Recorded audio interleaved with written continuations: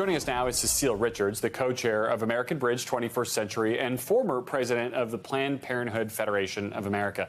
Ms. Richards, Governor Stitt says he wants Oklahoma to be the most pro-life state in the country.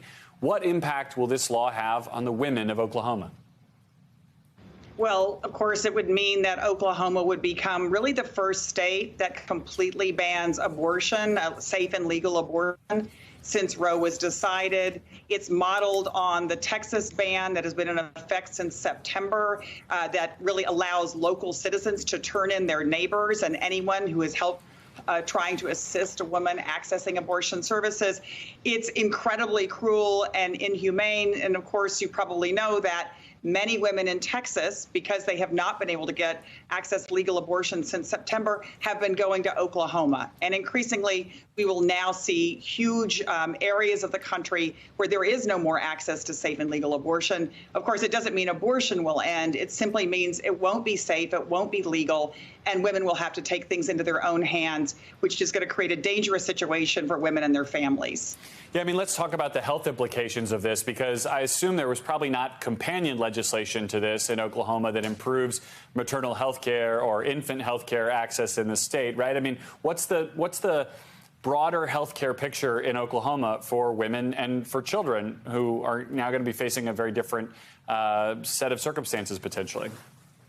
Well, what we're seeing, of course, across the country is the states that are banning abortion are also refusing to do anything for the moms, the families that are impacted. In fact, Mississippi, which is the state that is up before the Supreme Court, has the highest rate of poverty in the nation, has twice the maternal mortality rate of any other of the national average.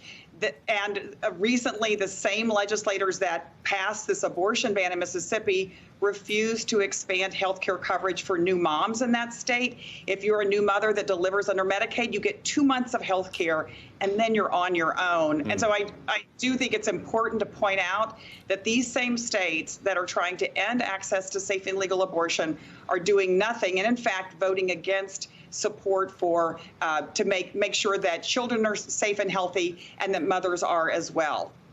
I don't think you could talk about this bill without talking about SB 8 down in Texas, which kind of came up with this novel way to enforce their penalties, having private citizens sue and things like that. Other states now, including Oklahoma, are copying that format here. What does it mean that SB 8 has survived the court challenges that it has and that we're seeing other states apply its model elsewhere? Well, I think two things, Garrett. One is, of course, because the Supreme Court has refused to intervene in Texas, it's a bad sign that this Supreme Court absolutely doesn't care that this law in Texas is unconstitutional. The law that has just been passed and looks like it's going to be signed in Oklahoma is also unconstitutional. Of course, the leaked opinion looks like they are ready to reverse 50 years of a right that people have had in this country to make their own decisions about their pregnancy. So it's a very, very bad sign. You know, I was just talking to doctors, including a high-risk doctor in Texas this week, who said, she said they have no idea what this means and what the implications are for people who are pregnant, for women who may have complicated, medically complicated pregnancies. Basically, the Republican Party has now said this is no longer a decision for doctors or for people. It is a decision for the government and politicians. And frankly, that's not supported by the American people, including Republican voters and independent voters.